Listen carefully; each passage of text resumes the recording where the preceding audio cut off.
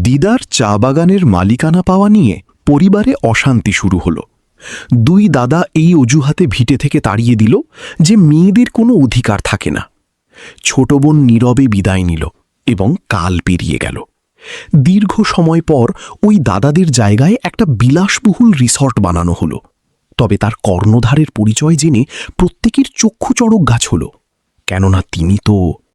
আমার নাম সায়ন এবং আমার এক দাদা ছিল যার নাম আকাশ, আর এক বোন ছিল যার নাম ঈশা। আমরা তিনজন ভাই বোন ছিলাম। আমাদের জন্মদাতা তো শৈশবেই এই জগৎ ত্যাগ করে গিয়েছিলেন। তখন আমি এতটাই শিশু ছিলাম যে তার মুখশ্রীও স্পষ্টভাবে মনে নেই। শুধু একটি ঝাপসা স্মৃতি মনে পড়ে যে তিনি রোজ বিকেলে ডিউটি সেরে শ্রান্ত হয়ে ঘরে আসতেন এবং আমি ছুটে গিয়ে তার কাঁধে চড়তাম। তিনি মুচকি হেসে জানাতেন যে এই আমার সিংহ। তবে ওই সমস্ত কথা ভীষণ অতীত হয়ে পড়েছিল। আমাদের প্রধান অবলম্বন ছিলেন আমাদের দিদা, যিনি আমাদের পিতার স্নেহে বড় করেছিলেন। তাঁর জীবনে আমরাই ছিলাম অন্তিম সম্বল। দিদাকে আমরা মা বলে ডাকতাম। তিনি ভীষণ দৃঢ়চেতা ও মমতাময়ী নারী ছিলেন। তার বাংলো গোটা তল্লাটে সর্বাধিক বিশাল ছিল। দীর্ঘ সীমানা, লোহার সাবেক গেট ও অন্দরে চওড়া একটি আড্ডার প্রাঙ্গণ, যেথায় একটি প্রাচীন দিঘি ও বটবৃক্ষ ছিল, যার তলায় জুটে আমরা রোজ গোধূলিতে আড্ডা দিতাম। মা অর্থাৎ আমাদের দিদা আমাদের তিনজনকেই ভালোবাসতেন, অথচ তার আত্মা ঈশার ভেতরে থাকত। তিনি হামেশাই জানাতেন যে বংশধর তো প্রত্যেকে খোঁজে, অথচ কন্যার সমতুল্য নাতনি ভাগ্যবানদেরই জোটে। দিদার গর্ভের কোনো কন্যা সন্তান ছিল না, বিধায় তিনি ঈশাকে প্রবল আগলাতেন। তিনি ওকে কোনো দিন বারণ করতেন না। ঈশা যখনই খেলনার হেতু জেদ ধরলে দিদা পরদিন বাজার ঘুরে কিনে আনতেন। কখনো রং খুঁজলে বিক্রেতাকে ডেকে সমস্ত বাক্স মিলিয়ে দিতেন। আকাশ এবং আমি রোজই একে অন্যের পানে চেয়ে হাসতাম ও বলতাম, বোধহয় আমরা ওই প্রাসাদে কেবল নাটক দেখার খাতিরে আছি। যদিও আমাদের দুঃখ হতো না, যেহেতু আমরা বুঝতাম দিদার হৃদয় ঈশার প্রতি বেশ দুর্বল। আমাদের জননী অত্যন্ত রূপবতী ও ধীর প্রকৃতির রমণী ছিলেন। তাঁর দৃষ্টিতে চিরকাল একটি দীপ্তি ভাসত। তবে পিতার দেহত্যাগের পরে যখন দিদা আমাদের ভার নিলেন, তখন তিনি অন্তর থেকে চুরমার হয়েছিলেন। তিনি দিদার প্রবল সেবা করতেন, তাকে মর্যাদা দিতেন এবং নিরন্তর তার শুশ্রূষায় যুক্ত থাকতেন। তথাপি আমি বাল্যকালেই টের পেতাম যে জননীর অবয়বে সর্বদা একটি হতাশা জড়িয়ে থাকত। সম্ভবত তিনি তার জীবনসঙ্গীর হারিয়ে যাওয়ার বেদনা মুছতে পারেননি। দিদা প্রায়শই তাকে শেখাতেন যে বৌমা, সংসার কোনোদিন থমকে দাঁড়ায় না। কিন্তু তিনি নীরব থাকতেন, তার অন্তর আর বুঝত না। কাল পেরিয়ে চলল এবং এরপর একদিন জননী এতটা রুগ্ন হয়ে পড়লেন যে শয্যা ছেড়ে জাগতে পারলেন না। বদ্যি আসত, চিকিৎসাও পাল্টানো হতো, তথাপি তিনি চাঙ্গা হলেন না। দিদা জানাতেন যে ওটা ব্যাধি নয়, কষ্ট, এবং কষ্টের কোনো নিরাময় থাকে না। আমি রোজই নিশীথে তার কক্ষে ঢুকে তার ধারে থাকতাম। আমার চুলে আঙুল চালিয়ে তিনি শোনাতেন, সায়ন, আমি যদি না বাঁচি তবে তোমার দিদার যত্ন করো। আমি তৎক্ষণাৎ তাঁর ঠোঁটে তালু চেপে ধরে জানাতাম, মা, এহেন বাক্য উচ্চারণ করো না। যদিও অন্তরের কোনো এক প্রান্তে আতঙ্ক জমে গিয়েছিল। পরিশেষে ওই প্রহরটাও ঘনিয়ে এলো যেদিন জননী অন্তিম সাবাস টানলেন। ওই দিন বাংলোর পরিস্থিতি পাল্টে গিয়েছিল। প্রাঙ্গণে যেন শূন্যতা গ্রাস করেছিল। দিদাও মুষড়ে পড়েছিলেন। তখন আমাদের সর্বস্ব ছিলেন দিদাই। তিনিই আমাদের কোনোদিন কোনো ঘাটতি বুঝতে দেননি। আমরা বেশ স্বাচ্ছন্দ্যেই পরিণত হলাম। আমার দাদা আকাশ এবং আমি উভয়েই ওই কালে 21-22 বয়সের হয়ে দাঁড়িয়েছিলাম। ঈশাও 18 বসন্তের হয়ে গিয়েছিল। দিদার স্বাস্থ্য তখন আর পূর্বের ন্যায় ছিল না। রোজই তার হাঁপানি বাড়ত, তথাপি মেধা ছিল ভীষণ তীক্ষ্ণ। একদিন তিনি আমাদের সকলকে আনলেন এবং শোনালেন, আমি সিদ্ধান্ত নিয়েছি যে আমার জীবিতকালেই দলিল বানিয়ে রাখব, যাতে ভবিষ্যতে কারুর কোনো সমস্যা না ঘটে। আমরা সাথে সাথেই বললাম, দিদামা, এহেন কথা বলবেন না, আমরা আপনাকে ব্যতীত শূন্যই বটে। তিনি হেসে শোনালেন, মানবের যখন আয়ু ফুরিয়ে আসে তখন সে নিজেই টের পায়। কয়েকদিন বাদে দিদা আইনিভাবে তার দলিল বানালেন তিনি যখন ফিরে ঢুকলেন তখন আমরা প্রত্যেকেই বাংলোর প্রধান কক্ষে হাজির ছিলাম। তিনি খামটা ডেস্কের উপর রেখে শোনালেন, আমি সমস্ত কিছু স্পষ্টভাবে গুছিয়ে দিয়েছি। যে প্রাসাদে আমরা থাকি সেটা ঈশার অধিকারে যাবে। নগরী যে বিশাল ফ্ল্যাটটি রয়েছে সেটাও ঈশার নামে হবে। 2টি কারখানাও ওর জিম্মায় করে দিয়েছি।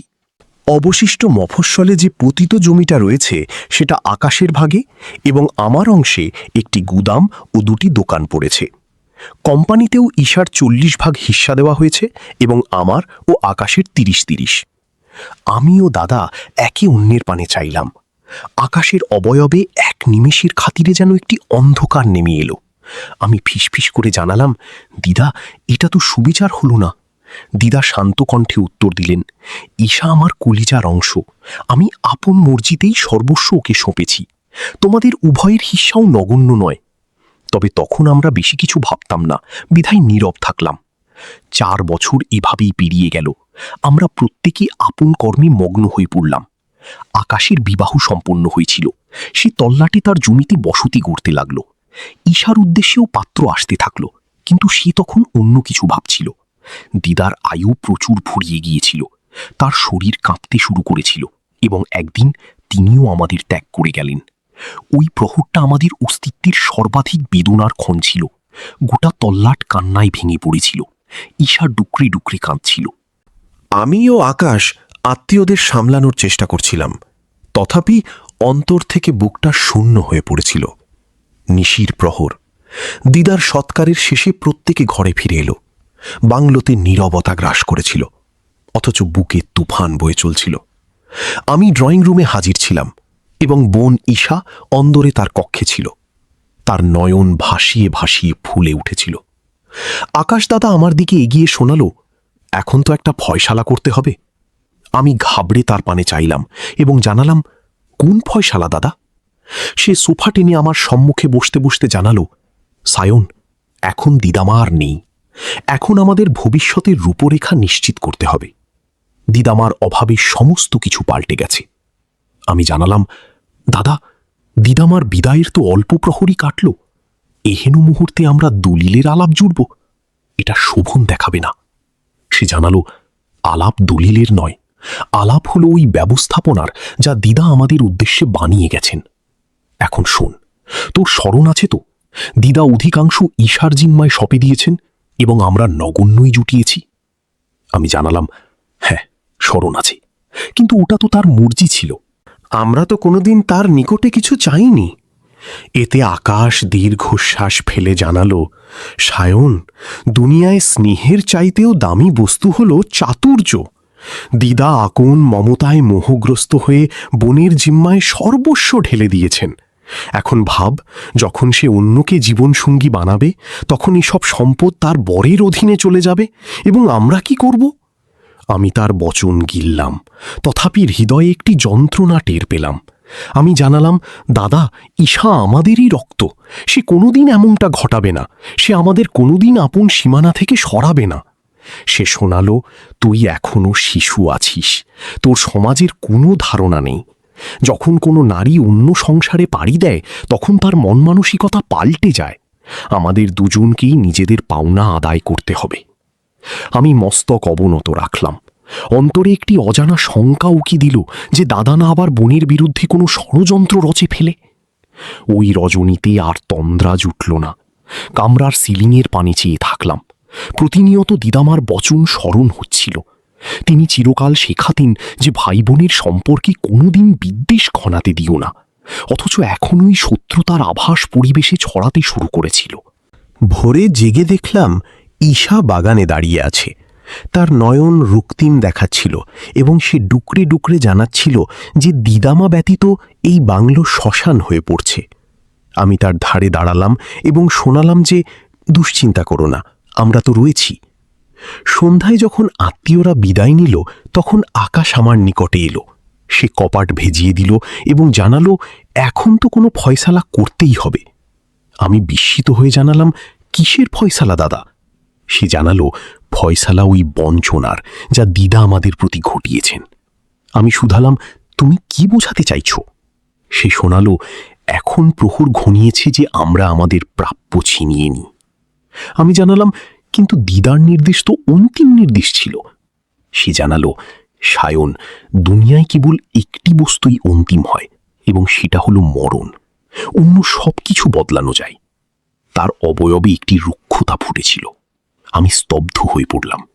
তবে বুকে একটি শঙ্কা জমল যে সম্ভবত এবার আমাদের বন্ধনের ভেতরে চির ধরতে চলেছি। আমার জ্যেষ্ঠ দাদা ভীষণ স্বার্থপর এবং বদমেজাজি ব্যক্তি ছিল।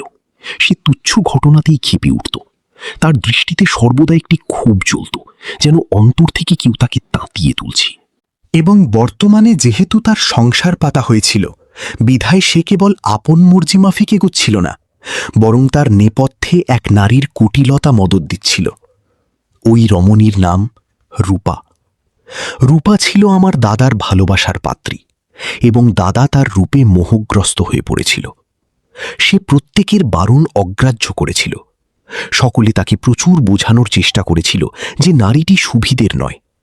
তার পূর্বজীবন ঘিরেও প্রচুর কানাঘুষো ছড়ানো হয়েছিল। রটেছিল যে তার পূর্ববর্তী একটি সংসার ভেঙেছিল এবং সে দুটি সন্তানকে ত্যাগ করে এসেছে। তথাপি আমার দাদা যেন কোনো জাদুর নেশায় ছিল। সে ওর খাতিরে পরিবারের প্রত্যেকের সঙ্গে বিবাদ বাঁধিয়েছিল এবং ওই রমণীকে আপন জীবনের রানী সাজিয়ে নিয়েছিল। রূপা কোনো সাদামাটা নারী ছিল না। সে ভীষণ ধূর্ত এবং সুযোগ সন্ধানী ছিল। তার দৃষ্টিতে এমন এক ঝিলিক ফুটত যা কেবল দুনিয়ার ঐশ্বর্য নজরে এলেই জাগে। সে বাক্য কম আওড়াত, তথাপি যখন শোনাত তখন যেন গরল মিশিয়ে দিত।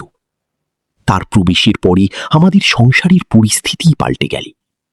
পূর্বে বাংলোতে প্রশান্তি ছিল। আনন্দের কোলাহলী প্রাঙ্গণ মুখরিত থাকত।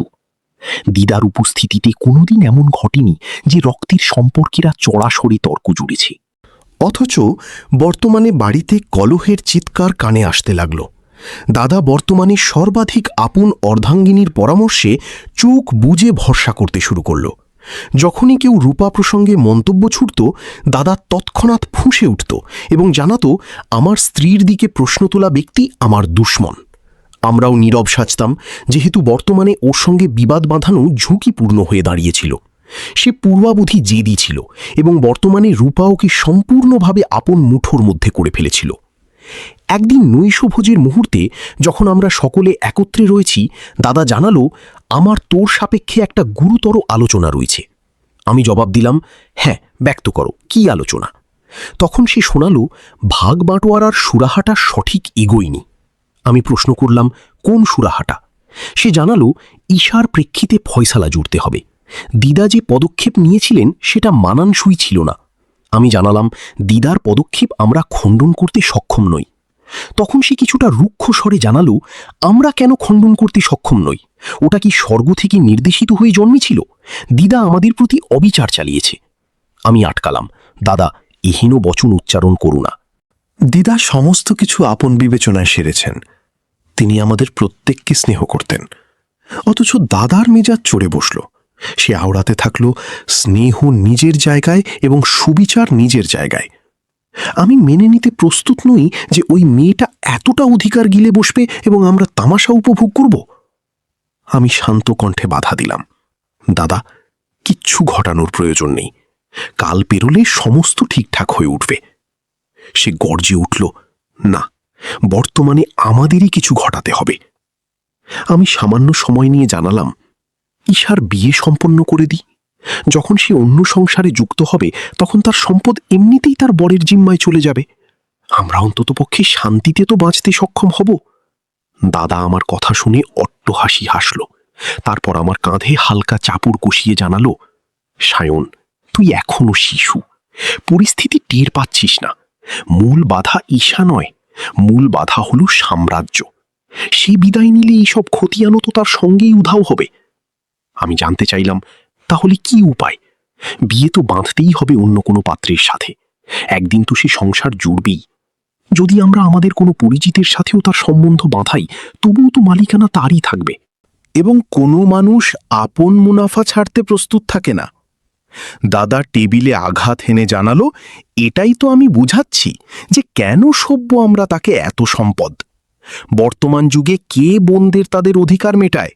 আমরাও মেটাবো না। আমি হতবাক হয়ে প্রশ্ন করলাম, তাহলে কি উপায়? সে জানালো যদি আমরা তাকে তার অধিকার না দিই তাহলে সে তার বরের সাথে জোটবদ্ধ হয়ে আমাদের বিরুদ্ধে মোকদ্দমা ঠুকে দেবে, সে আমাদের বিপদে ফেলবে।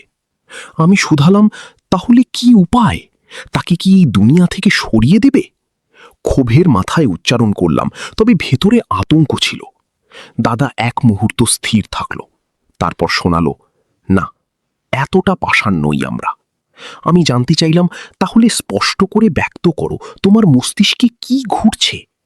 সে জানালো, ওকে বাংলো থেকে তাড়িয়ে দিই, ওর সাথে আমাদের কোনো সম্পর্ক অবশিষ্ট থাকবে না। আমি আঁতকে উঠে বাধা দিলাম, সাবালিকা বোনকে বাংলো থেকে তাড়িয়ে দেবে? কোথায় ঠাঁই নেবে সে? তখন সে রুক্ষ স্বরে শোনালো, যেখানে খুশি বাঁচুক, আমাদের মাথা ব্যথা নেই। যদি আমরা ওর সাথে যোগাযোগ রাখি তবে সে কাল চা বাগান দখল করে নেবে এবং আমাদের পথে বসাবে। তারপর সে আমার কাছে ঝুঁকে জানালো, তোর স্মরণ আছে তো, এই প্রাসাদটাও ওর অধিকারে। সে আমাদের অচিরেই রাস্তায় নামাবে। তুই কি ওই ভগ্নপ্রায় কারখানায় কাটাতে পছন্দ করবি, যেটা দিদা আমার ভাগে ফেলেছিলেন, যেথায় ছাদ দিয়ে জল গলে, দেয়াল ধসে পড়ে? আমি নিশ্চুপ বসে রইলাম। দাদার বচনগুলো আমার বুকে তীরের মতো বিঁধছিল। সে আউড়িয়েই চলল। ও ফ্ল্যাট বাগিয়েছে, বিজনেসে হিস্সা বাগিয়েছে। এবার ব্যাস বিস্তর হয়েছে। দিদা বিস্তর অন্যায় চালিয়েছে। আমি পরিশেষে বুকে পাথর চেপে জানালাম, ঠিক আছে, তারপর তোমার যা সঠিক মনে হয় সেটাই ঘটাও। কেননা বর্তমানে আমারও মনে হয় যে দিদা আমাদের সাথে সুবিচার করেননি। এই ক্ষণে নিজেকে অত্যন্ত নীচ মনে হল, কেননা আমি প্রথমবারের মতো আপন বোনের বিপক্ষে মুখ খুলেছিলাম, এবং এটাই ছিল সেই প্রারম্ভ যা ভবিষ্যতে আমাদের পরিণতি চিরকালের মতো পাল্টে দিয়েছিল। আমরা ছক কষে ফেলেছিলাম যে ঈশাকে এই ভিটে থেকে বিদায় করে দেব, যাতে সে ফিরে আসার কথা কল্পনাতেও না আনে। কিন্তু কাউকে তো আর এমন ধমকানো যায় না যে ওঠো এবং ভিটে থেকে বেরিয়ে যাও। বিধায় আমরা ভাবলাম যে এই দায়িত্বটা রূপাকে দিয়ে সম্পন্ন করানো যাক। আকাশ তার স্ত্রীকে বোঝালো, তুমি ঈশাকে এতটা নাজেহাল করো যে সে নিজেই কান্নাকাটি করতে শুরু করে। সে আমাদের নিকটে আসুক, তারপর আমরা এই প্রসঙ্গটাকে কলহের রূপ দিয়ে তাকে ভিটে থেকে তাড়িয়ে দেব। রূপা মুচকি হেসে জানালো, ঠিক আছে, এমনিতেও ওকে আমার বিন্দুমাত্র পছন্দ নয়। এখন দেখো আমি ওর সাথে কি খেলা খেলি। অতঃপর সে ঈশাকে লাঞ্ছনা করতে আরম্ভ করল। শুরুতে তার কামরা দখল করল, এরপর তার গ্যাজেট এবং দামি প্রসাধনও কেড়ে নিল। ও তাকে স্যাঁতসেঁকে বেসমেন্টে ঘুমোতে বাধ্য করল। তথাপি ঈশা নীরব থাকল, কারোর নিকটে নালিশ জানালো না, ক্ষোভও দেখালো না। রূপা রোজই ওর ওপর কোনো না কোনো জুলুম চালাত। ভোজনের বেলায় কখনো প্লেটই দিত না, কখনো বাসি খাওয়াত, এবং একদিন তো চরম পর্যায়ে ঘটিয়ে ফেলল। এঁটো থালা উঠোনে ছুঁড়ে মারল এবং চেঁচাতে লাগল, যদি ক্ষুধা পায় তবে মাটি থেকেই গিলে নে। ঈশার সহ্যের বাঁধ ভেঙে গেল। সে ডুকরে কাঁদতে কাঁদতে আমাদের সামনে হাজির হলো, বলতে থাকল, আমি বিস্তর অন্যায় হজম করেছি। বৌদি আমাকে নিত্যদিন লাঞ্ছনা করে। প্রথমে আমি ভেবেছিলাম হয়তো সময়ের সাথে পরিস্থিতি পাল্টে যাবে, কিন্তু সে বর্তমানে মাত্রা ডিঙিয়ে গেছে। আজ তো সে উঠোনেই আমার খাবার ছুঁড়ে মারল এবং শোনালো ওখান থেকেই গিলতে। সে ভীষণ যন্ত্রণায় ছিল। এটাই ছিল সেই সুযোগ যার জন্য আমরা অধীর আগ্রহে অপেক্ষা করছিলাম। আকাশ তৎক্ষণাৎ ক্ষিপ্ত হয়ে গর্জে উঠল, তুই সংসারের পরিবেশটাই ধ্বংস করে দিয়েছিস। তোর জন্য আমার স্ত্রীর সাথে নিত্যদিন বিবাদ বাঁধে। মা নেই, বাবা নেই, দিদাও নেই, প্রত্যেকে চলে গেছে। এখন আমরা যদি নিজেদের ভেতরে লড়তে থাকি তবে সংসারে আর কি টিকবে? তুই আসার পর থেকে প্রশান্তি ধ্বংস হয়ে গেছে। ঈশা কাঁদতে কাঁদতে বলতে থাকল, না দাদা, এমন কোনো ব্যাপার নয়, আমার কথাটা তো শোন। অথচ আমরা তার কোনো কথাই গ্রাহ্য করলাম না। তাকে রূঢ় কথা শোনালাম, আঘাত দিলাম এবং ভিটে থেকে তাড়িয়ে দিলাম। সে চিৎকার করতে থাকল যে এটাও আমার ভিটে, এতে আমারও অধিকার রয়েছে। কিন্তু আকাশ জানালো, মেয়েদের কোনো অধিকার থাকে না। আজ অবধি কজন মেয়েকে অধিকার মেটানো হয়েছে? আমরাও শোনালাম, এটা পুরুষের সমাজ, এখানে তোর কোনো জায়গা নেই, দূর হয় এখান থেকে। এরপর আমরা গেট আটকে দিলাম এবং সে বাইরে দাঁড়িয়ে রইল। আকাশের অবয়বে এক অদ্ভুত উল্লাস ছিল, যেন সে অনেক মহৎ একটা কাজ হাসিল করে ফেলেছে। রূপা তো খুশিতে লাফাচ্ছিল, কেননা সাম্রাজ্য ঈশার অধিকারে ছিল এবং সেটা কোটি টাকার সাম্রাজ্য। এত সম্পদ বাগানো সহজ ছিল না। আমি অন্তর থেকে উল্লসিত ছিলাম না, তথাপি লোভ আমার বুকেও জাল বুনেছিল। আকাশ জানালো এবার আমরা দুজনে ওই সম্পদ নিজেদের ভেতরে বন্টন করে নেব এবং ওই চা বাগানে একটা বিলাসবহুল রিসর্ট গড়ব। তার কটেজগুলো ভাড়ায় খাটাবো। এক একটা কটেজের 3 লাখ করে ভাড়া জুটবে। আমরা কোটিপতি হয়ে যাব। এসব শুনে আমিও স্বপ্নের জগতে হারিয়ে গেলাম, কেননা আমার জীবনেও এমন একটা নারী এসেছিল যে পয়সার পাগল ছিল। তার দাবি ছিল যে সে একজন ধনী মানুষকে বিয়ে করবে। আমি তাকে জানিয়েছিলাম যে আমি ভীষণ ধনী। বিধায় এখন আমিও সম্পদের পিছনে ছুটতে লাগলাম। আমরা এটুকু আঁচ করতে পারলাম না যে ঈশা কোথায় গেল এবং কি পরিস্থিতিতে রয়েছে। আকাশ এটাও জানিয়েছিল যে হতে পারে ঈশা কোনো আত্মীয়ের সাথে ফিরে আসবে সুপারিশ জুটিয়ে, কেননা আমাদের আত্মীয়রা তো সবাই এই তল্লাটেই থাকত। সে গিয়ে জানাতে পারত যে আমাকে পুনরায় ভিটেতে জায়গা দাও, বা অন্য কোনো অভিযোগ তুলতে পারত। আকাশ জানালো সে এত সহজে হার মানার পাত্রী নয়। যদি এমন ঘটে তবে আমাদের প্ল্যানও এটাই হবে যে আমরা তার কাঁধে অপবাদ চাপিয়ে দেব। আমরা রটাবো যে এই মেয়েটি সুবিধের নয়, খারাপ চরিত্রের, বিধায় আমরা তাকে ভিটে থেকে তাড়িয়ে দিয়েছি। অথবা আমরা এটা রটিয়ে দেব যে সে নিজেই ভিটে থেকে পালিয়ে গেছে। আমরা তো সব দিক থেকেই ফাঁদ পেতে রেখেছিলাম। কোটি টাকার সাম্রাজ্য হাতানোর জন্য আমরা কোটির ফোন দিয়ে এঁটে রেখেছিলাম। তবে আশ্চর্যের বিষয় এই যে যখন একবার ঈশাকে ভিটে থেকে তাড়িয়ে দিলাম, তখন আত্মীয়দের কান পর্যন্ত এই খবর ঠিকই পৌঁছে গেল যে ঈশা ভিটেতে নেই। তারা এসে খোঁজ নিলে আমরা এটাই রটালাম যে সে ভিটে থেকে পালিয়ে গেছে। এই সমাজটা বড় অদ্ভুত। কেউ এটা যাচাই করল না যে যে মেয়ের অধিকারে এত বড় সাম্রাজ্য ছিল সে সাম্রাজ্য ছেড়ে কেন নিরুদ্দেশ হবে। কেউ এটাও বলল না যে যদি সে খারাপ চরিত্রের হতো তবে দিদা সর্বস্ব তার জিম্মায় কেন সঁপলেন। রূপা পাড়ার মহিলাদের সামনে চোখের জল ফেলে ফেলে বুঝালো আমরা তো ওকে অনেক বেশি আদর করতাম। ওর মা বাবাও ছিল না। আমরা ওকে মেয়ের মতো আগলাতাম, সংসারের কোনো খাটুনিই করাতাম না, খাওয়া দাওয়ারও পুরো যত্ন নিতাম। কিন্তু জানি না কেন নিরুদ্দেশ হলো। কে জানে কার সাথে পালিয়ে গেছে। আকাশ এবং আমি তখন ওইসব গুজবে একেবারেই নিশ্চিন্ত ছিলাম। আমাদের কারুর পরোয়া ছিল না। আমাদের সমস্ত মনোযোগ তো রিসর্ট গড়ার দিকে ছিল। আমরা রোজ ম্যানেজারের সাথে মিটিং করতাম যাতে কাজ তাড়াতাড়ি শুরু হয়। আমাদের দুজনের বুকে একটাই তাগিদ ছিল যে তাড়াতাড়ি রিসর্টটা দাঁড়িয়ে যাক। কাল পেরিয়ে যাচ্ছিল, সবকিছু মসৃণভাবে এগোচ্ছিল এবং এরপর আমরা একজন এজেন্ট পেয়ে গেলাম। তার নাম ছিল বিক্রম। সে একজন অনেক নামকরা ডিলার ছিল। সে জানালো যে সেই চা বাগানে ইনভেস্ট করবে এবং আমাদের পার্টনার হবে। সে শোনালো যে এই রিসর্ট কোটি কোটি টাকায় বিক্রি হবে এবং যখন ভাড়ায় চলবে তখন আমরা দুজন কটেজের ভাড়ার একটা পার্সেন্টেজ পাব। সে জানালো যে আসল মালিকের পরিচয় প্রকাশ করা হবে না। আমরা সাথে সাথে জানিয়ে দিলাম যে আমাদের কোনো আপত্তি নেই, কেননা এই রিসর্ট তো ওই পুরনো বাগান সাফ করে তৈরি হবে, যেখানে না আমরা থাকবো আর না সেটা থাকার মতো অবস্থায় ছিল। ওটা সংস্কার করতে গেলে লাখ লাখ টাকা খরচ হতো, আর এমনিতেও ওখানে থাকার কোনো প্রয়োজন ছিল না। রিসোর্ট তৈরি শুরু হয়ে গেল। আমরা দিন রাত আনন্দে মেতে রইলাম। চা বাগান খোঁড়া হচ্ছিল, পুরনো ফ্যাক্টরি ভেঙে ফেলা হলো, সীমানা ভাঙা হচ্ছিল এবং বাগানের নাম নিশানা মুছে যাচ্ছিল। আমাদের মনে হচ্ছিল যেন আমাদের ভাগ্য খুলতে চলেছে, যেন এবার আমাদের ভবিষ্যৎ বদলাতে চলেছে। বিক্রম নিজেই এজেন্ট ছিল, কিন্তু তার সাথে আমাদের বেশ কথাবার্তা জমেছিল। সে আমাদের ভিটেতেও এলো। আমরা তাকে নিমন্ত্রণ জানালাম। তার দাবি ছিল যে আপনারা নিজেরা কেন ইনভেস্টার হচ্ছেন না, কারণ এতে প্রচুর মুনাফা। কথা কোটি টাকার নয়, বরং তার চেয়েও বিশাল অঙ্কের হচ্ছিল। সে আমাদের লোভ দেখাতে লাগলো এবং আমরাও ভাবতে লাগলাম যে আমাদের কাছে এত সম্পদ আছে, আমরাও যদি ফান্ড ঢালি তবে রিটার্ন দ্বিগুণের চেয়েও বেশি হয়ে আসবে। আর কি চাই? সে বোঝালো যে আপনারা আমার সাথে একটা প্রজেক্টে ফান্ড ঢালুন এবং আপনাদের প্রচুর লাভ আসবে। এই ডিলটাও বেশ লম্বা এগোচ্ছিল। দাদা রোজ তার সাথে কথাবার্তা চালাতো। আমি সতর্ক করতাম যে ভেবে চিনতে ফান্ড ঢেলো, কারণ কাউকে দিয়ে ইনভেস্ট করানো তো সহজ কাজ, কিন্তু নিজে রিস্ক নেওয়া বড় সাহসের কাজ। কিন্তু দাদা জানালো যে এই লোকটা তো কারোর সাথে কথাই বলে না, কাউকে ডাকেও না, সে আমাদের এত চমৎকার পরামর্শ দিয়েছে, আর কি চাই? সে শোনালো যে আপনাকে ফান্ড ঢালতে হবে যেটা কোটি টাকার হবে। বিধায় আপনাদের কাছে কি পড়ে আছে? তখন দাদা জানালো যে এই বাংলোটাই অন্তত 30 কোটির হবে। সে জানালো যে ঠিক আছে। আমি দাদাকে বোঝালাম যে একটা বাগান তো রিসর্টে চলে যাচ্ছে, একটা বাংলো তুমি বন্ধক রাখবে, তবে আমরা থাকবো কোথায়? তখন সে আওড়াতে লাগলো যে একটা দুটো গোডাউনও তো আছে না, ওতেই কোথাও থেকে নেব।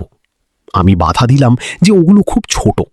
দাদা গর্জে উঠল যে আমরা কি সারা জীবন ওখানে পুজব? আমরা তো কোটিপতি হয়ে যাব, তখন তো প্রাসাদ আর প্রাসাদই জুটবে। 2 বছর পর আমাদের রিসর্ট দাঁড়িয়ে গেল। এটা আমাদের কাছে কোনো স্বপ্ন পূরণের মতো ছিল। আমরা ওটার কর্ণধার তো ছিলাম না, তবে ওটার লাভে আমাদের পার্সেন্টেজ ছিল এবং আমাদের খুব ভালো একটা অঙ্ক মেটানো হয়েছিল। দাদা খুব খুশি ছিল। সে আওড়াতো যে এবার আমাদের সময় বদলাতে চলেছে। কিন্তু এটা একটা আলাদা ট্র্যাজেডি ছিল যে আমরা আমাদের সমস্ত টাকা আর বাকি জমানো পুঁজিও এই ইমারতের এজেন্টের সাথে আবারও ফান্ডে ঢেলে দিয়েছিলাম। দাদার বিশ্বাস ছিল যে সবকিছু ঠিক হয়ে উঠবে। সে প্রায়ই শোনাতো যে যদি আমরা পরিশ্রমে কাজ করে থাকি তবে একদিন এই সমাজ আমাদের চিনে নেবে। যেদিন রিসর্টের উদ্বোধন হওয়ার কথা ছিল সেদিন একটা বিশাল পার্টির আয়োজন করা হয়েছিল। জায়গাটা আলোয় ঝলমল করছিল। চারিদিকে একটা উৎসবের পরিবেশ তৈরি হয়েছিল। মানুষ বিলাসবহুল পোশাক পরে হাজির হয়েছিল এবং বিক্রম সাহেব সব ব্যবস্থা সামলাচ্ছিল। সে জানালো যে সে তো শুধু জিনিসগুলো পরিচালনা করছে, আসলে তার বস অন্য কেউ। আমরা সবাই এই কথা শুনে একটু চমকে উঠলাম, কারণ এটা তো বড় রহস্য ছিল আর সে আমাদের আগে জানায়নি। আমরা জিজ্ঞেস করলাম যে এই কথাটা আপনি কেন লুকোলেন? তখন সে হেসে বলতে লাগলো যে আসলে তিনি বিদেশের দেশে থাকেন, তাই আমি ভাবলাম যে যখন তিনি ফিরে আসবেন তখন নিজেই আলাপ করিয়ে দেব। সে বলতে লাগলো যে তিনি খুব রথী মানুষ, তার নাম অরিন্দম, আর এই তো তার বিয়ে হয়েছে। এই রিসর্ট তিনি তার স্ত্রীর জন্য কিনেছেন, আর আপনারা যে প্রজেক্টে ফান্ড ঢেলেছেন সেটাও তারই। আমরা সবাই বিস্ময়ের সাথে একে অপরের দিকে তাকালাম আর বললাম যে চলো ঠিক আছে, তাহলে এই বাহানায় আজ তার সাথে দেখাও হয়ে যাবে। অনুষ্ঠান শুরু হতেই কিছুক্ষণ পর ওই মানুষটি সেখানে এলো। তাকে দেখে সত্যি আমাদের সবার হুঁশ উড়ে গিয়েছিল। সে খুব সুদর্শন আর তীক্ষ্ণ ব্যক্তিত্বের অধিকারী ছিল। পূর্ণ আত্মবিশ্বাসের সাথে হেঁটে এলো। তার পোশাক দেখেই তার মর্যাদা স্পষ্ট বোঝা যাচ্ছিল। মনে হচ্ছিল যেন অনেক বড় পরিবারের সাথে তার সম্পর্ক। সে এসে জানালো যে আমার স্ত্রীও আসছে, সেই উদ্বোধন করবে।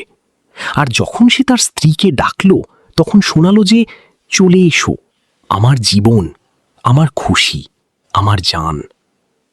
তার ডাকার কায়দাটা একটু আলাদা ছিল, যেন সে সবার সামনে প্রকাশ করতে চাইছে যে সে তার স্ত্রীকে খুব ভালোবাসে। আমাদের সবার মুখে হাসি ছিল। যখন তার স্ত্রী সেখানে এলো তখন আমাদের পায়ের তলা থেকে মাটি সরে গেল।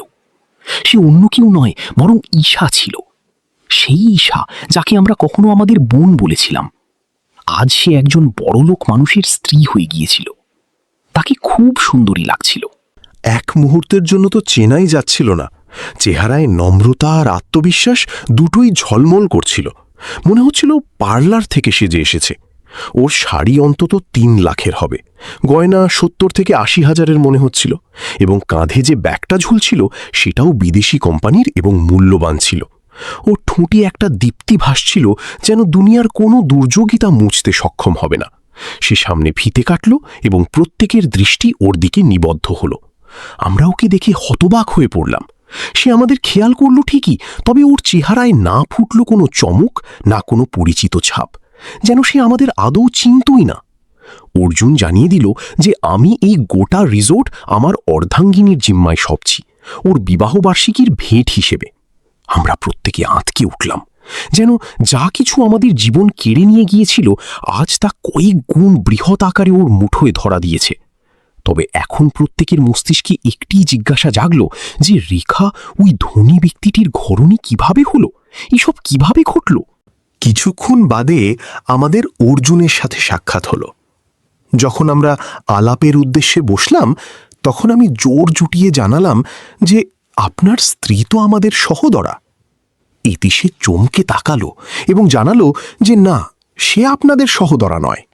সে তো জানাচ্ছিল যে তার দাদারা তাকে বসত বাড়ি থেকে ধাক্কা মেরে দিয়েছিল এবং ভীষণ রূঢ় আচরণ করেছিল। সে জানালো যে আমি তখন থেকেই ওই দাদাদের খুঁজছি, যাতে তারা ধরা পড়লে তাদের দৃষ্টান্ত হিসেবে সাজা দিতে পারি। তাদের ক্ষমা নেই।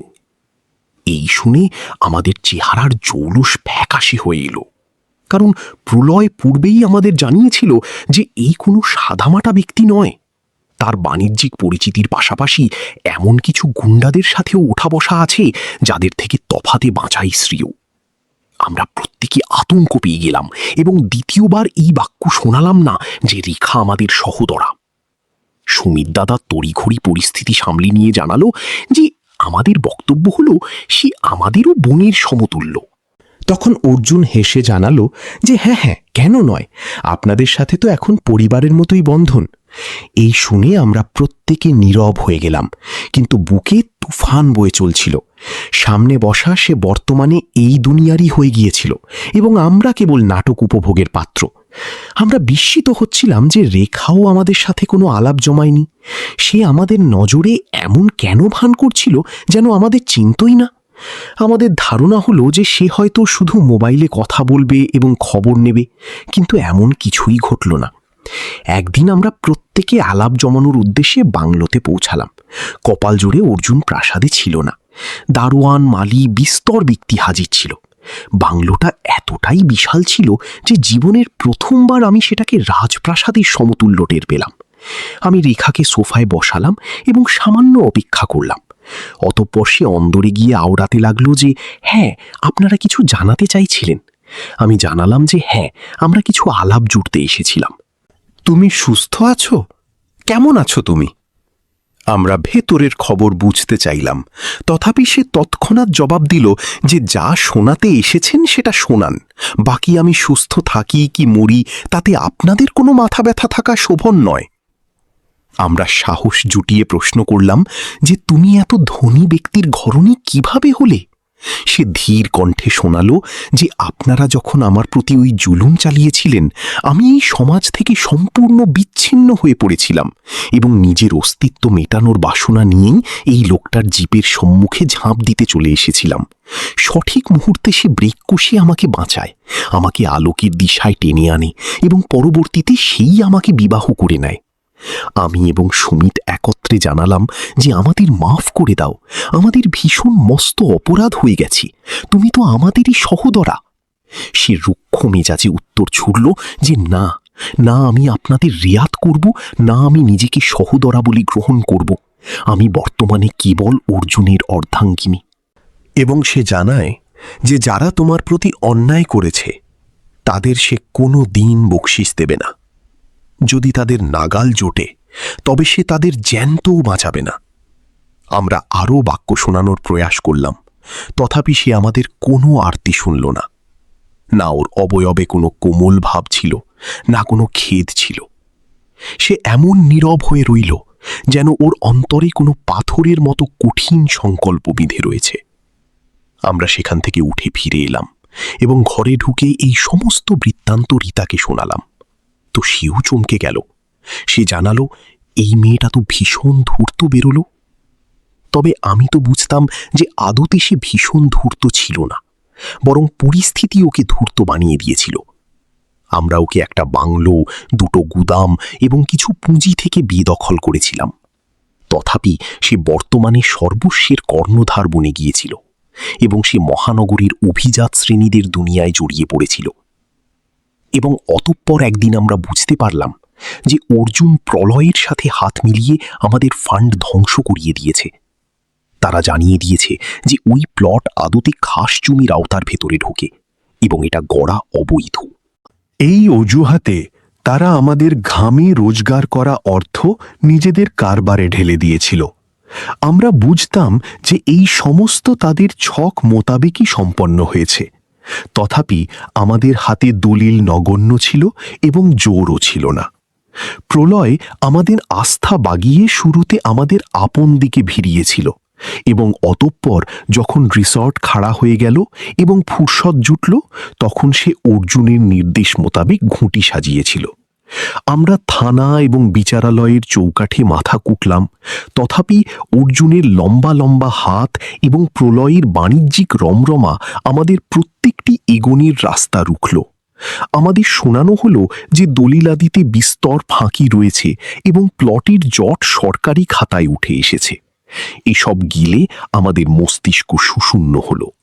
আমরা এমন ব্যক্তি ছিলাম যারা খাটুনি দিয়েছিলাম এবং পরিশেষে থলি শূন্য পড়ে রইল। আমাদের যাবতীয় সঞ্চিত অর্থ ছিল ওটাও সেই ফান্ডেই ডুবে গিয়েছিল। বর্তমানে না প্লট আমাদের রইল, না রিসর্ট আমাদের রইল, এবং না ওই ভবিষ্যৎ যেটা আমরা স্বপ্নের মোড়কে সাজিয়েছিলাম। আমাদের ঝুলিতে কিছুই অবশিষ্ট ছিল না। এসব হজম করে আমার ভেতরে গ্লানির দহন একত্রে দাউ দাউ করত। আমি রোজই নিশীথে জেগে ঘামতাম যে আমরা কি কামাই করলাম, কি বাঁচালাম, আমরা আমাদের সহদরার প্রতি কি ঘটালাম এবং পরিশেষে আমরা কি জোটালাম। আমরা সমস্ত পথ পরোক্ষ করলাম, তথাপি এক দুর্দণ্ড প্রতাপ শক্তির সম্মুখে আমাদের চুরমার হওয়া নসিব পরাজয় মানতে শুরু করল। সুমিতের দম্ভ চূর্ণ হল। ওর নজরে আর পূর্বের ন্যায় সেই তেজ ছিল না। রীতা নিশ্চুপ হয়ে থাকত। মাঝে মাঝে সে ডুকরে কেঁদে জানাতো যে আমি ওই সমস্ত ঐশ্বর্যের উদ্দেশ্যে মানসিকতা সাজিয়ে ফেলেছিলাম, অথচ বর্তমানে সর্বস্ব মুঠো গলে উধাও হল। দীর্ঘকাল যাবৎ ভাবতে লাগলাম যে আমরা কি জুলুম চালিয়েছিলাম নাকি পাওনা কেড়েছিলাম। তথাপি যে ঐশ্বর্য আমরা খুঁড়িয়েছিলাম সেটা আর ফেরত আসেনি। সুমিত এবং আমি রোজই একধারে বসে নিশ্চুপ থাকতাম এবং রেখার ওই মুখচ্ছবিটা ভেসে উঠত যে কিভাবে সে আমাদের সম্মুখে হাজির ছিল এবং আমাদের তাচ্ছিল্য করে গেল। ওর অবয়বে যে গাম্ভীর্য ছিল তা আমাদের দহন দিত এবং বুকে একটা অজানা ছটফটানি জমে গিয়েছিল।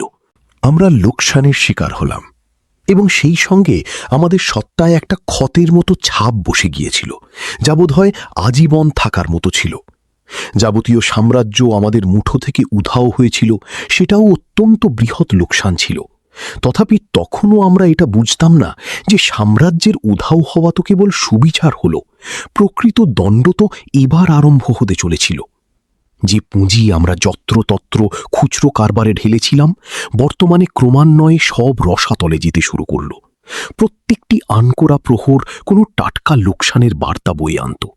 সুমিতের অবয়বে আর পূর্বের ন্যায় দীপ্তি ছিল না। সে প্রায়শই দীর্ঘক্ষণ যাবৎ সিলিংয়ের পানে চেয়ে থাকত এবং আওড়াত যে ধারণা হয় আমাদের নসিবই আমাদের প্রতি বিমুখ হয়ে পড়েছে। আমি অন্তরে অন্তরে বুঝতাম যে সম্ভবত এটা সেই বদ্দোয়াই যা কোনো লাঞ্ছিতের আত্মা থেকে নির্গত হয়েছে এবং বর্তমানে আমাদের ছুঁয়েছে। কারবারের পাশাপাশি আমাদের স্বাস্থ্যও রুগ্ন হতে আরম্ভ করল। কখনো সুমিতের ভীষণ উত্তাপ জাগত, কখনো আমার বক্ষপঞ্জরে যন্ত্রণার উপসর্গ শুরু হতো। আমরা উভয়েই চিকিৎসালয়ের চক্কর ঘোরাতে আরম্ভ করলাম। ভিটেতে অত্যন্ত গুমোট বাঁধা একটা পরিবেশ জাগত। প্রশান্তিই জুটত না আদৌ, নিশীথে তন্দ্রাই জুটত না। কখনো কপাটে শব্দ জাগলে বোধ হতো যে কোনো অশুভ বার্তা পৌঁছেছে। অবস্থা ক্রমশই অধিক শোচনীয় হতে এগোচ্ছিল এবং অতঃপর একটা দিন জাগল যেদিন আমাদের ভিটেতে লুটতরাজ ঘটল।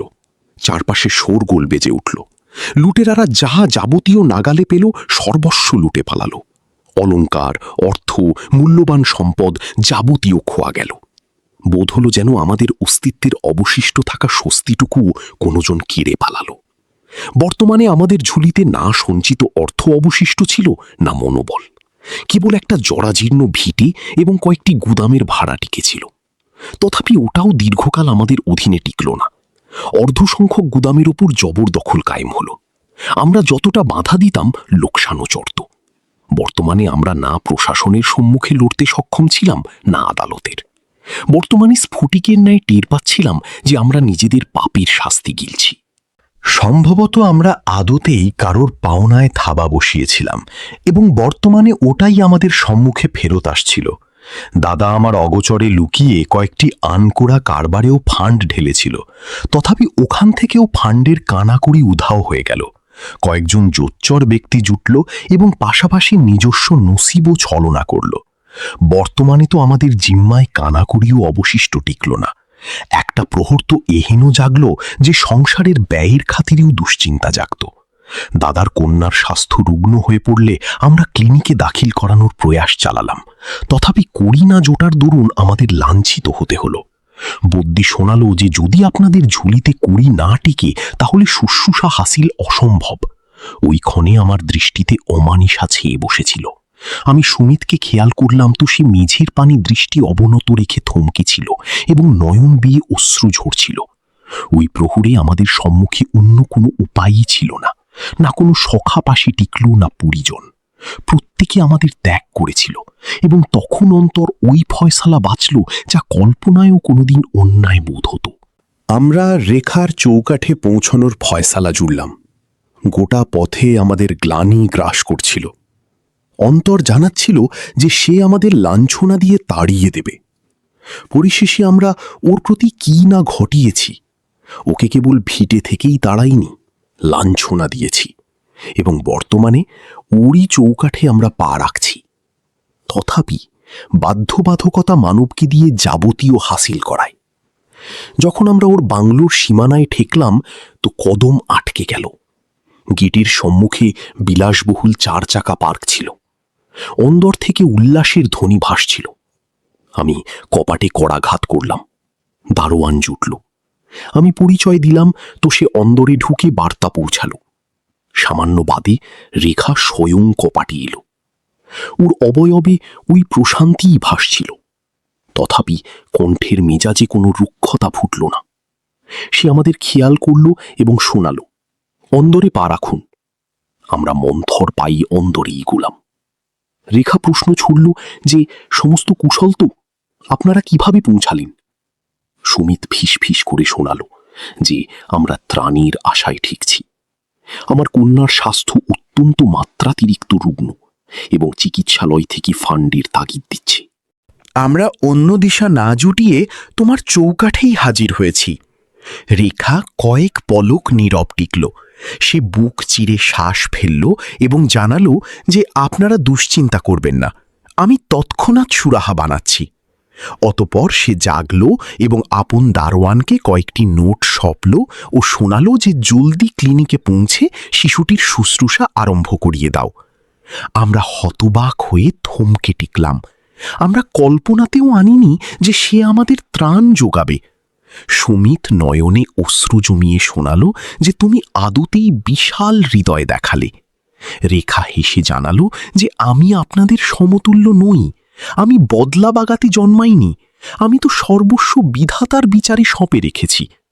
অতপর সে জানালো যে যদিও আপনাদের এহেন ঘটানো শোভন হয়নি, আপনারা সোজা দাবি তুললে আমি যাবতীয় আপনাদের জিম্মায় লিখে দিতাম। তথাপি আমাকে ভিটে থেকে লাঞ্ছিত করে তাড়ানোর কি আবশ্যকতা টিকেছিল? ওর বচনগুলো আমাদের বক্ষে বর্ষার ন্যায় বিধে বসল। আমরা নীরব হয়ে থমকে টিকলাম। রেখার অবয়বে বেদনার একটি ছাপ স্পষ্টভাবে ফুটে উঠছিল। তথাপি বর্তমানে সে ইস্পাত কঠিন বনে গিয়েছিল। সে শোনাল যে কাল মানবকে বিস্তর পাঠ পড়িয়ে ছাড়ে। আমি সমস্ত পাঠ গিলেছি যে যাদের প্রতি আস্থা রাখা চলে তারাই সর্বাধিক গভীর আঘাত হানে। বর্তমানে আমি কারুর সীমানা থেকে বদলা বাড়াতে আগ্রহী নই। আমার বদলা তো স্বয়ং কাল নিজেই কষে নেয়।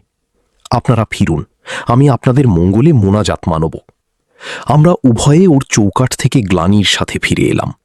গোটা পথে নীরবতা ছিল, বুকে পাপের ভার চাপছিল।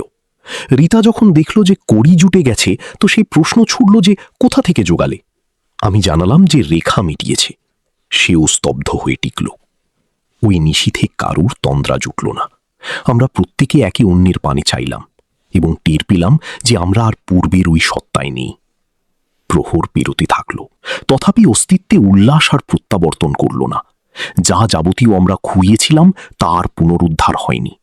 আমাদের ভিটেতে ঐশ্বর্যের পরিবর্তে আক্ষেপ বিরাজমান। সুমিতের স্বাস্থ্য ক্রমশই অধিক জীর্ণ হতে থাকল। সে রোজই আওড়াত যে আমি রেখার প্রতি ভীষণ অবিচার ঘটিয়েছি। আমি ইচ্ছা রাখলে সর্বস্ব অক্ষত থাকতে পারত, তথাপি আমি লালসার মোহে আপন সহোদরাকে লাঞ্ছিত ঘটিয়েছি। বোধহয় এটাই আমার দণ্ড। ধীরে মন্থরে আমাদের বন্ধন চুরমার হল। সমাজ আমাদের দেখে আওড়াতো, দেখো এরা ওই পাষাণ যারা আপন সহোদরাকে ভিটে থেকে তাড়িয়ে দিয়েছিল, বর্তমানে নিজেরাই চৌকাঠে চৌকাঠে কাঙাল বনে ঘুরছে। এই বচন আমাদের কলিজা বিদীর্ণ করে ফেলত।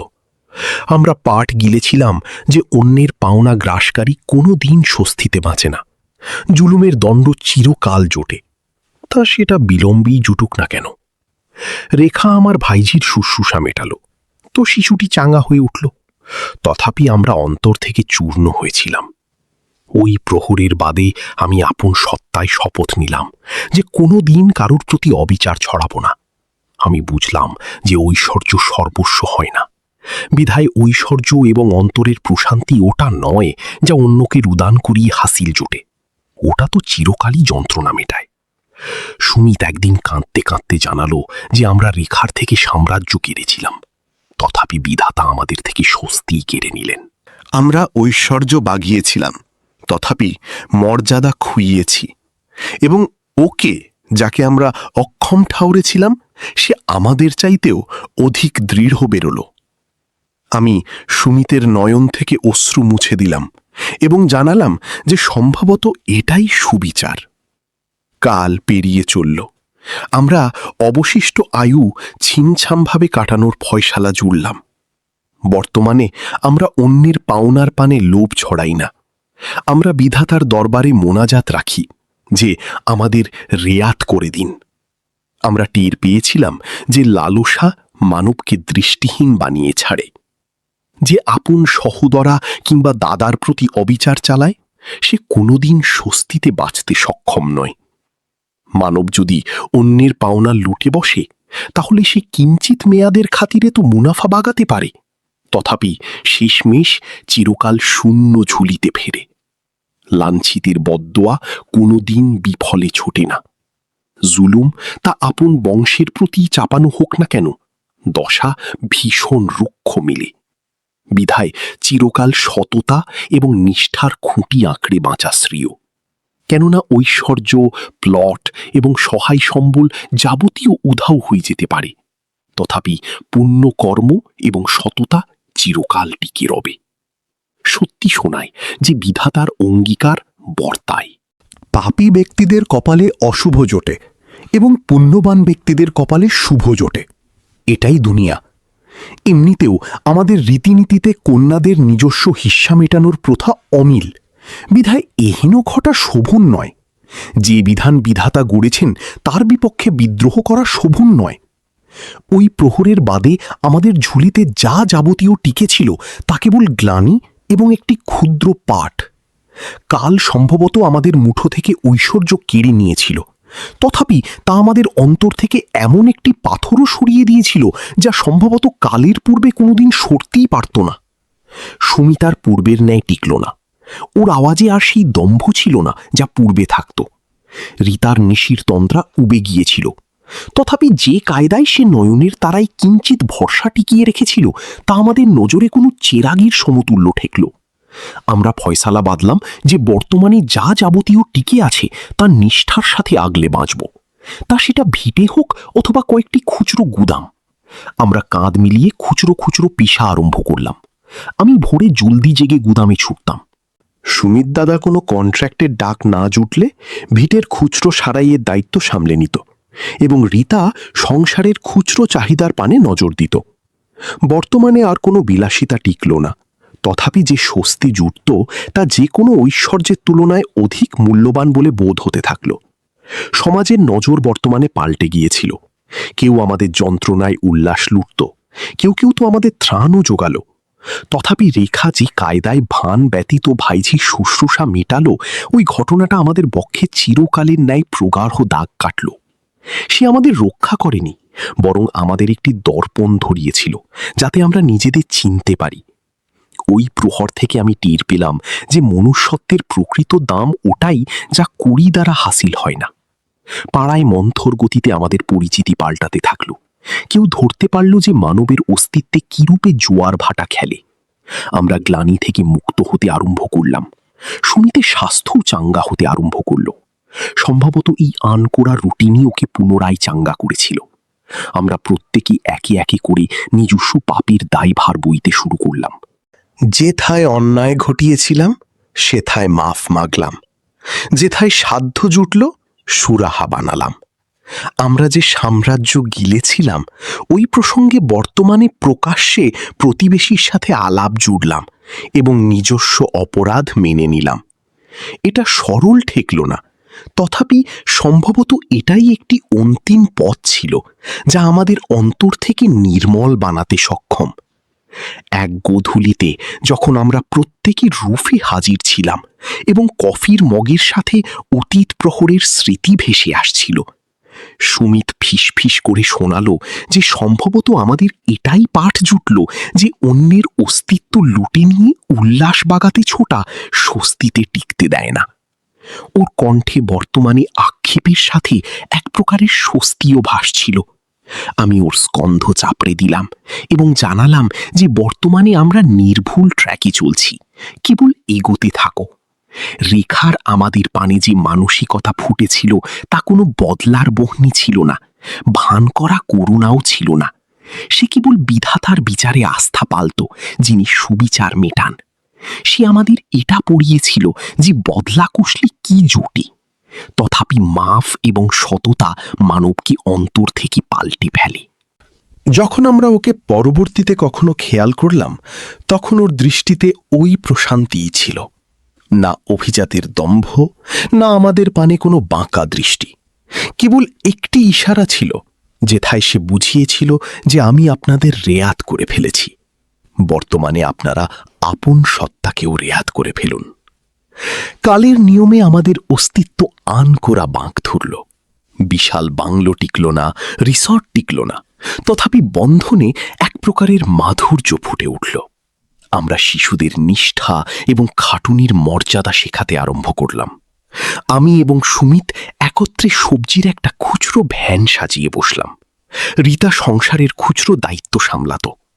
কামাই তো নগণ্য জুটত, তথাপি যা জুটত তা মর্যাদার সাথে গ্রহণ করতাম।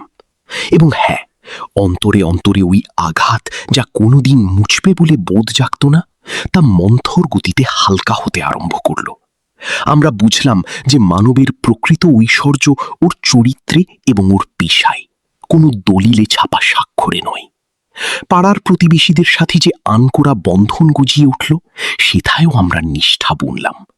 আমাদের পাপ আমাদের ধ্বংস তো ঘটিয়েছিল, তথাপি তা আমাদের ভীষণ বৃহৎ স্তরে মানবও গড়ে দিয়েছিল।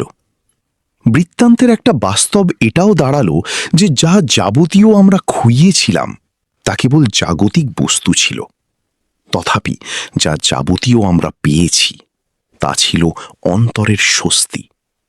সম্ভবত এটাই অন্তিম পাঠ জুটল যে অন্যের পাওনায় থাবা বসানো মানব কোনোদিন স্বস্তিতে তন্দ্রায় ঢোকে না, এবং যার প্রতি জুলুম ঘরে তার সবরই পরিশেষে সুবিচার বনে ফেরে।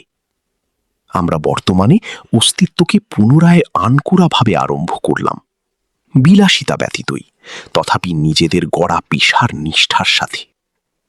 অস্তিত্বে যদি কোনো একটি পাঠ অন্তর দিয়ে গিলে ফেলা চলে, তাহলে সম্ভবত মানব কোনোদিন ট্র্যাক হারায় না, এবং ওই পাঠটি হল পাওনা এবং সুবিচারের দাম।